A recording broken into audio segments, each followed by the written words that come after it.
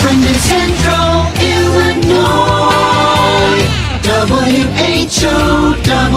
Top of the morning. Thanks for being with us. I'm your host today, Seth Lawrence. The WHOW Morning Show streams to Facebook and YouTube, brought to you by Peterson Insurance, your Pekin Insurance agent in Clinton. My guest on the Zoom today, Dr. Emily Weidner, Superintendent of Cerro Gordo Schools. Good morning, Dr. Weidner. How are you? And are you back in the swing of things there in Cerro Gordo? Good morning, Seth.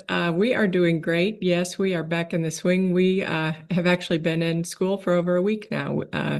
Teachers came back on the 10th, which was last Monday, and students came back on the 12th. So Nice. We've kicked it into full gear and got all our sports going too. Yeah, I feel like that's a real early start for some folks. How about that? Was that just kind of how the calendar lined up, or did you do that with some intentionality? What is, I guess, kind of lay out the calendar a little bit, Sure. how you put it together? Yeah, it does feel really early.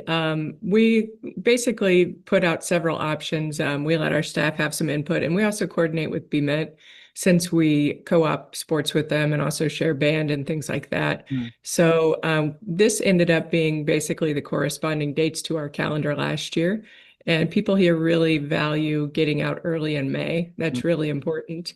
And so we kind of prioritize that. So I think we'll probably shift our start date back a little bit later into August moving forward, but we haven't finalized any future calendars yet. Yeah, right. It's kind of one of those things. We can start later or we can get out earlier. You know, that's what Same number of days. Yeah, Yep, no matter exactly, what. Yep. Exactly, for sure. And it's kind of funny. I feel like our last conversation was, in fact, that topic of, man, you guys got out real early over there in Cerro Gordo. So here we are, maybe just revisiting that a little bit, why that's the case. So how has the first week or so of school been? What's the vibes like, and how's your staff and student body doing?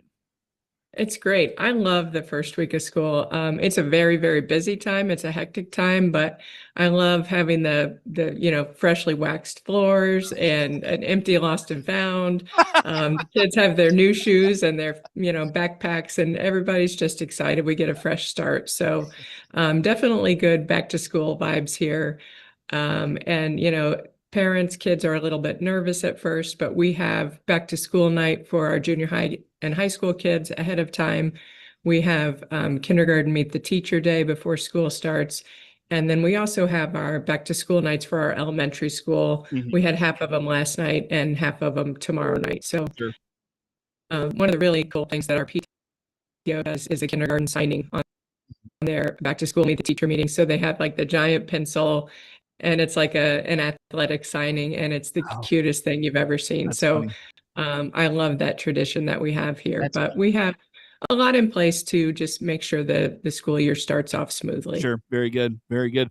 Well, as we embark on a new school year there in Cerro Gordo, Dr. Weidner, is there anything new about this school year, whether it's a curriculum, whether it's a logistical thing, whether it's, something in the buildings?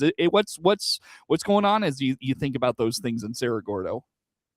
Well, one thing that we've implemented this year is there is a new law that went into effect this summer about no cell phones in schools, and schools are required to have a policy about that actually starting next school year. And last year, our staff started to talk about some of the issues we were seeing with cell phones and decided to go ahead and implement no cell phones during the school day this school year. So our kids had a heads up about it at the end of last school year.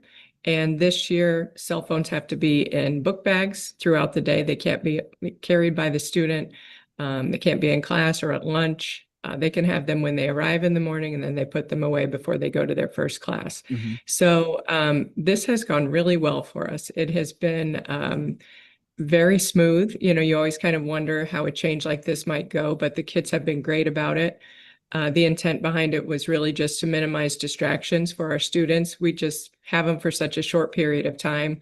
We want to make sure we have their full attention. We also really wanted to promote social skills, talking to each other at lunch and interacting instead of staring at their phones and things like that. So I'm really happy with how it's gone. The kids have done a great job with it, and I think the staff really appreciate having those cell phones put away during the day. And I wonder, I know we've talked about this in the past, but to kind of revisit that, not only are cell phones a distraction from the learning environment in terms of the curriculum side of it, also a distraction from the social side, and a lot of challenges that come with that, whether it's social media, the issues that come from social media, the confrontation, and it spills into the school day. I guess, what do you hope to see as it relates to maybe a decrease in those things? Sure, I think that's a great point. The social media side of it, or kind of the discipline issues that come with that, wasn't necessarily a huge focus for us when thinking about this policy, but it is definitely an added benefit.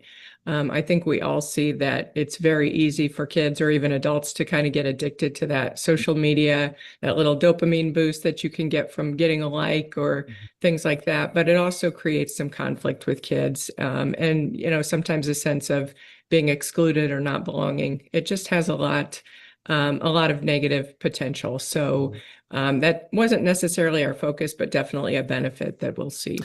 So when it comes to the cell phone ban, I mean, obviously, it sounds like you're in favor of that.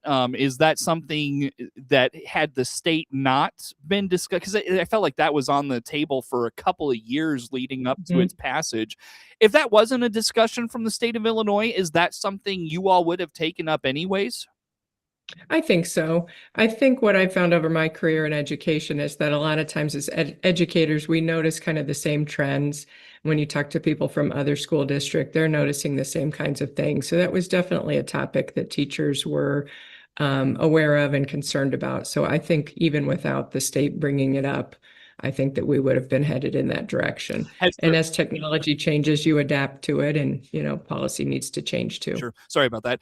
Is there a district or a superintendent that you kind of leaned on in not necessarily debating this, but its consideration? Was there someone you turned to that said, "Hey, I know you guys did this, or I saw you're considering this. Let's talk a little bit about what that has looked like for you." Was there someone out there that you leaned on in that consideration process and implementation process? Not a specific person, but I have a good relationship with the superintendents and, Macon Piatt counties through our special education cooperative, and also through our Illinois Administrators Association. So we did a book study about the anxious generation, which has to do with kids and cell phones and social media use and things like that. So it was a discussion amongst superintendents, and there was a lot of agreement that cell phones had become an issue in schools. I like that. I like that a lot. Dr. Emily Weidner, superintendent of Cerro Gordo Schools, my guest on the Zoom for today. Did you now? I asked this because I talked to Mrs. Warner over in Warrensburg, maybe about halfway through the second semester or later in the second semester. They were doing that book study. Was that part of what you did with them, or was this on your own?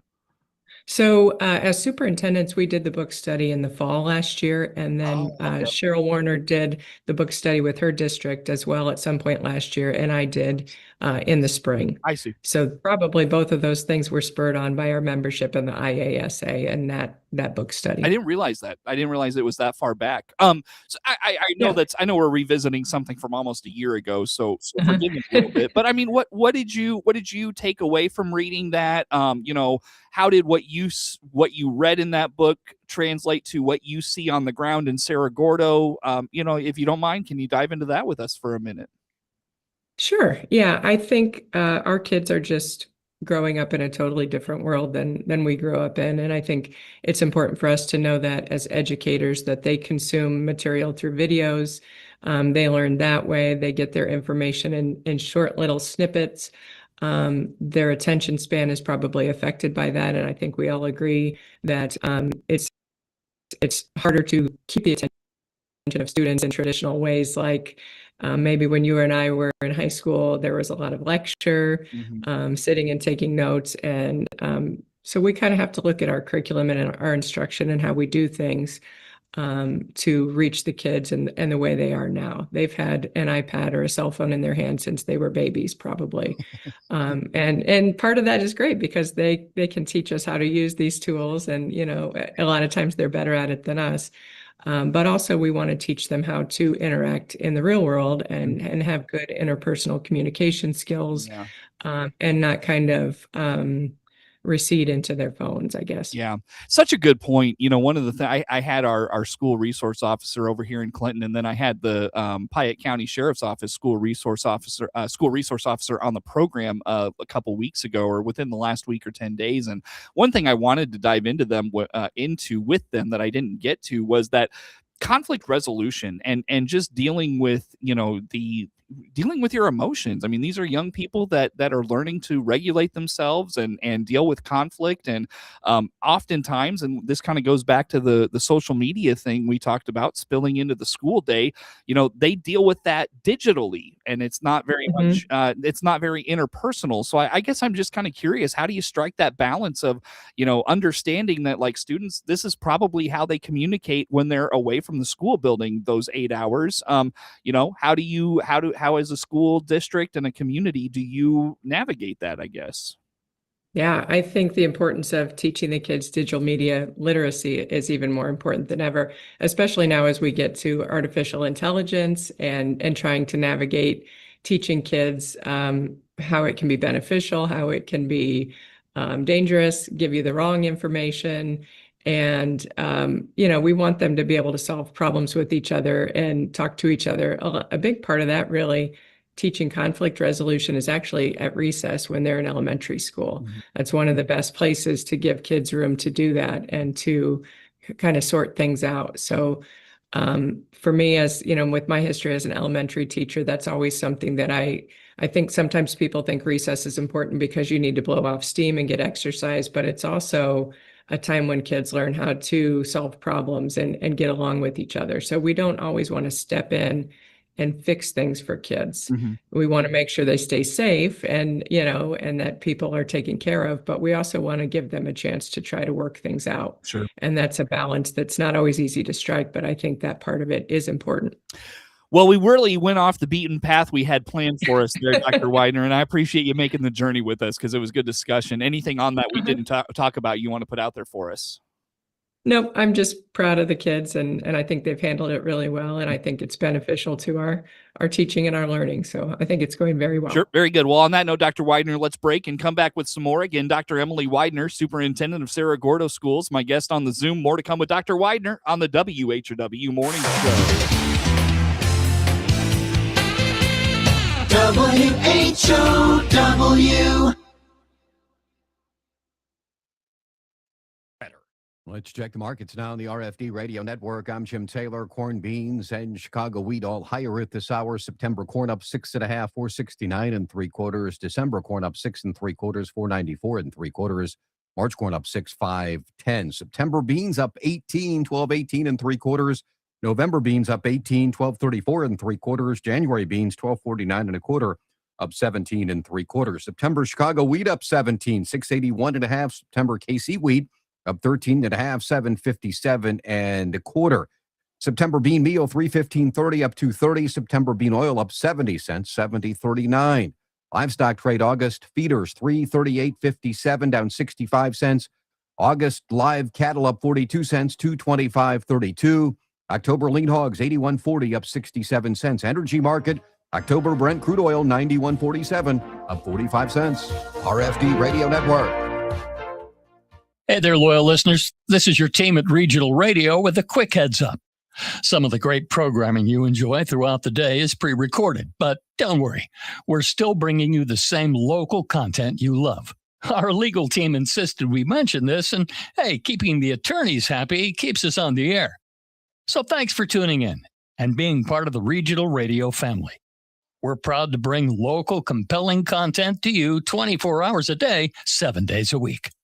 SIU Center for Family Medicine is here to help with back to school and sports physicals. Healthy kids learn better and play harder. Call 217-735-2317 today to schedule your appointment. That's 217-735-2317. SIU Medicine, forward for you. DeWittDailyNews.com is the area's leading local news source 24 hours a day, 7 days a week. Get the latest local news, obituaries, police blotter, weather forecast, and more with no paywall. Head to DeWittDailyNews.com to get the local information you need to know.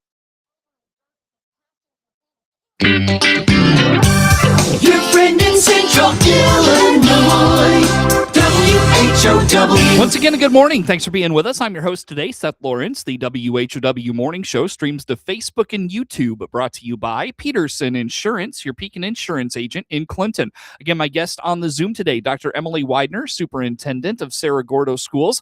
Dr. Weidner, I know ahead of getting your kids back in the building last week, you did some professional development things. Tell us about this a little bit.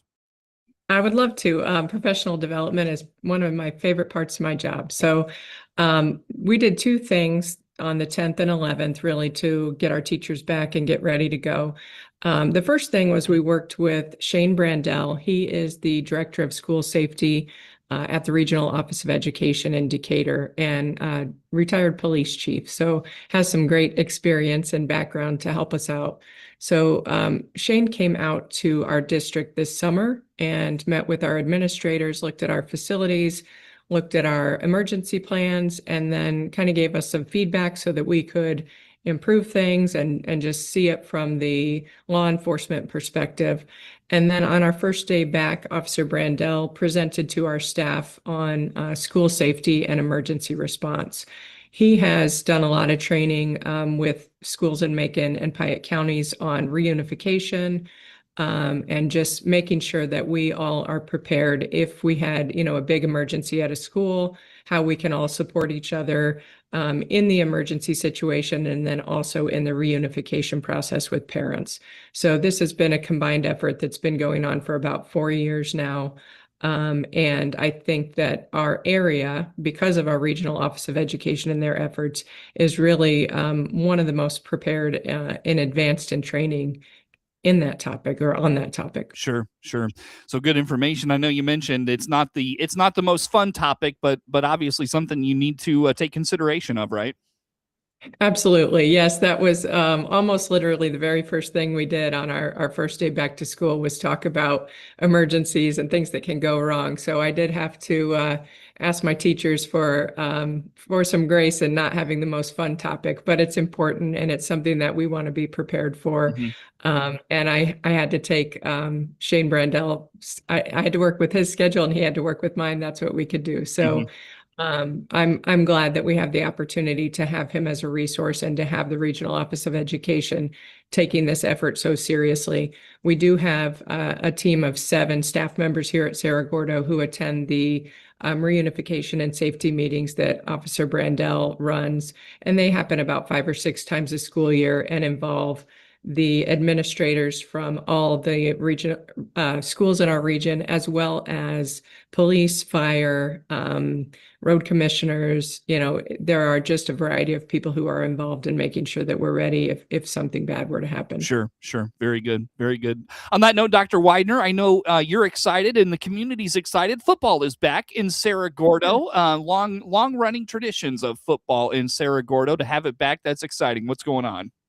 Yes, this town definitely takes pride in football, and we are very happy to have our boys back in orange and blue. So we had our scrimmage on Friday night. We actually started with a volleyball scrimmage and then introduced all of our athletes and our band all the way from the youth league up to the high school, and then the football team scrimmaged afterwards. So it was great to see them out there. Our numbers are pretty good, and we are running an 8-man football schedule. Starting tomorrow night, we travel to Oblong, which is a couple hours away. But we have a full schedule, and we have Cerro Gordo Bement Co-op back in place this year. So we're very, very excited about that. Very good. Well, that's great to hear, and glad that program is back up and going, and hopefully maybe one day get back to 11 on 11 football, right? Yes, I think that's what everybody would like. I think we just have to look at our numbers. Our typically football is a boys sport. It can be a girls sport, but typically it's been boys, and our enrollment is about 40% boys. So we're just kind of low on numbers in that regard. How is enrollment overall? I mean, do you find that the dip in enrollment is a challenge, or a dip in enrollment is also a challenge? How's enrollment looking in Cerro Gordo? Overall, we're pretty steady. We, add 10 and drop 10 and, somewhere in that range. So some grade levels are bigger than others, and that can be challenging when you're trying to maintain staffing. But overall, we've been pretty steady, right around 450. Okay, gotcha. Very good. Very good. Well, on that note, Dr. Weidner, I look at the clock, a couple of minutes yet still here with you this morning. Anything back to school wise we haven't touched on in Cerro Gordo, or anything the first month or so of the school district of the school year you want to highlight? Sure. I think another thing that we've done this year that we're excited about is we've hired a full-time substitute teacher in the district. Oh, wow. Since COVID, a lot of districts, including ours, have had trouble finding substitute teachers. It's been a challenge that we've had a substitute teacher recruitment night. We've put flyers in the town. We've raised the wages for substitutes. And this year we decided to go with a full-time sub who's here every day and is flexible depending on where there's a need. So we're excited about that, and about just maintaining consistency when our teachers need to be out of the building and making sure we've got someone to cover those positions. So that is a new thing that we're very excited to have. Very good. Very good. Well, on that note, Dr. Weidner, again, about a minute 45 left here with you. What's on the calendar here as we get the school year underway? Let's do like homecoming, and I don't know if any breaks are coming up or anything, but what's the calendar look like for the fall semester? I'm glad you mentioned that. Our homecoming is in October this year. So October 3rd, we've got a full Saturday planned. We're doing Bronco Palooza that day. So we have inflatables. We've got, of course, our football game. And then we've also got some Youth League JFL football games that day, and the dance. So that's going to be kind of a whole day extravaganza. We've got all of our sports going on, like I said. So junior high cross country won't actually have a meet until this weekend. Home volleyball, we start next week, and then the following Saturday, we've got high school cross country. But our junior high baseball and softball feel like they've been going forever. So they're, midway through their season by this point. But we're firing on all cylinders. Very good. Dr. Weidner, how do folks keep up with what's happening in your district and the latest in activities and such? Where do they go, and how do they follow? Our website is www.cgbroncos.org, and we also have a Facebook page, Cerro Gordo School District 100. Very good. Dr. Emily Weidner, Superintendent of Cerro Gordo Schools, my guest on the Zoom. Network News comes your way now on the morning show. WHOW.